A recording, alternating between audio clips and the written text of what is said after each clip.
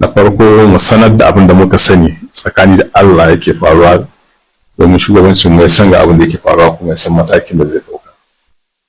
Na biyu mu tashi sai mu haɗa kan al'umman mu, kowane gari ya kare kanshi, kowane gari ya tanadin abin da zai kare kanshi.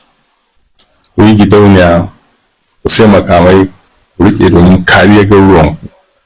Wayan kun saya kun yi tanadin nan, ku bari duk wanda yake ne ya san kun yi tanadin nan, domin sanin kuna da makami zai sa wani ya shakka su wasu garin.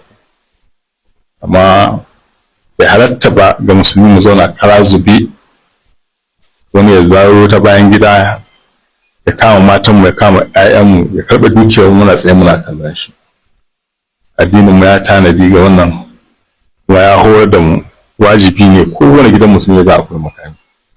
Kuma zan tsaye muke ba kwance ba da shirin na cewa duk wanda ya kawo ya afka mana domin ya ci rayuwarmu ko ɗauki iyalinmu ko ci zarafinsu, za mu kare shi da dukkan abin da Allah ya hore muna in ta kama da rayuwarmu. Wannan ibada ce yan haka. Amma a yi kowa waje mai gari ya sheƙa da gudu kowa ya bi shi, bai kama da mu ba. Ba wani tsoro ba, dabba ku tanadi ba ne. In kun tanadi kuna da makamin za ku sace su, na imani ba wanda zai gudu ya bar gidan shi, ko matan shi da yaran shi su ganne shi gobe da sai an tashi a dawo da cikin daji a ce shi a gaba ana bi a guje domin wannan miji ya zo gidan shi. Wannan bai dace ba. Ku yi tanadi, tara abin za ku iya tarawa, ku sai makaman nan ba mu ce ku amfani da shi da ku ya ta'addanci ba, a domin ku kare kanku. Hukuma abin ya yi mata yawa, mu ce ku kare gidajen ku kange inda kuke zaune da dukiyar ku. Wanda ya kawo muku farmaki ku kare kanku. Kariyar kai ba laifi bane, ya an kashe mutum ta wannan halin ta hanya. Kai da haka ya an kashe ka kuma akwai tanda da Allah ya maka. Kowane musulmi ya san da wannan. Baka ba dalili bane mu zauna bayan addinin mu da manzon mu sallallahu alaihi wasallam ya umarci mutane mu kare a cikin gidajen. Idan mu zauna gida ba mu da komai na kariyar kai, da kuma yanayi ya zo ya girshe mu wanda yake an mai da rayuwa kamar ta kyashi. Allah ya sauka. Ban ce ku yi banga ku kama yawo kuna farauta wasu wani jinsi na al'umman mu nan. A arewa abubuwan nan sun ɓaci. Dukkan abin da ke faruwa daga bayan nan, ni na calculation shine ramuwa ce ake ta na abubuwan da suka rasu faru.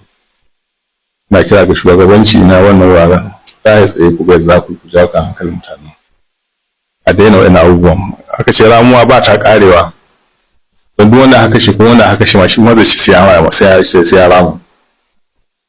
Akwai barayi har yanzu, amma lakura gurgurdan hali muna tsammanin sun wuce daga nan, ba sa kasar abin da suka bari ne baya, kuma abin da muka ta ji tsoro na cewa in sun tafi ne zai faru sun kasan. Wanda suka ba su goyon baya, wanda aka sani ya za a zauna tare da su. Sannan wasu ne za su sa rigar su mai su tabbatar na cewa al'amarin nan bai ƙare shi sannan ba. A sa idanu, a sa kunne abin da aka ji a sanar da hukuma. Allah zai yi muna hisabi kan abin da muka sani da abin da muke iyawa cikin wannan al'amari. Ba bai kyale maka nan ba. Ya ba mu matsayi na mu kira a zo, mu magana a bi, sannan muna gani ana fasadi cikin ƙasa mu ce ba za mu yi kuma ba mu tsammanin na cewa zai kyale mu. Kowane mu guda sai ya faɗi wannan lokacin abin da ya gaban ubangiji shi. Wanda ya san mai ya zauna da shi da wanda ke yi nan duk dai. Wanda ya sani ya ɗauki matakin da ke iyawa cikin dama uku da aka bamu, alhamdulillah Allah ya sani.